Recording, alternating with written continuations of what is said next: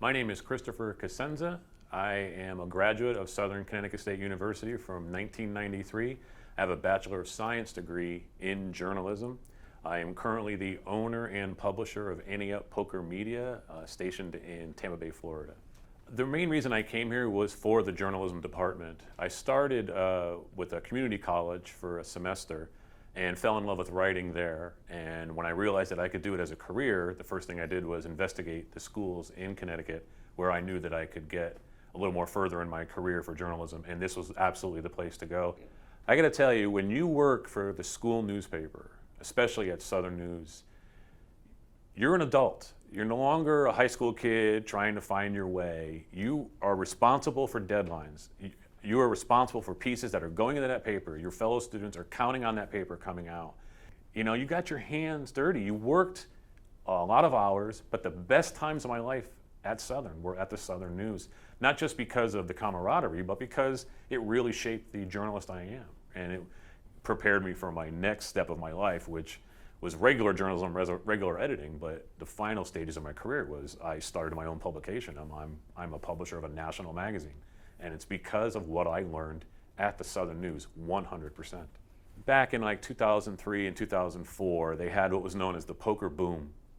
And there was this gentleman named Chris Moneymaker, and he had the perfect name and the perfect story. He won the championship, which was unheard of for an amateur. So when word got out that this amateur had won this tournament, everyone wanted to play poker back then. And a younger guy, really savvy with the web and all the things that are tied to web journalism, came into our department and asked if anyone here would like to do a podcast. So we started a show. We started a show called Ante Up, and it was at the St. Petersburg Times. Well, we ended up having, within about 3 months, we had followers from 35 countries and every state in America listening to our show. So that was within a couple of months. We had 10,000 downloads a week. It was crazy. And then we realized we had so many followers and so many people listening to us, we thought, hey, maybe we can turn this into another career. We thought, well, there's 30 poker rooms in Florida. That should be plenty of advertising and plenty of readership. So we summoned up the courage to, go to our bosses, and we just quit. And this was in 2008. So it was the worst economy since the Depression.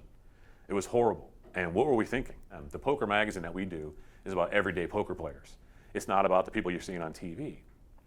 So this was their one chance of being in a print magazine, see themselves on a cover, see themselves in a magazine. So we thought we hit this real interesting niche. So we thought, why only Florida? And we opened up to the Southeast. We incorporated all the states in the Southeast that had poker rooms and legal poker. And when that was a success, then we went national. By 2010, we were a national magazine. Now we're the largest poker magazine in the world. Not only was I a journalist, but I was also a businessman.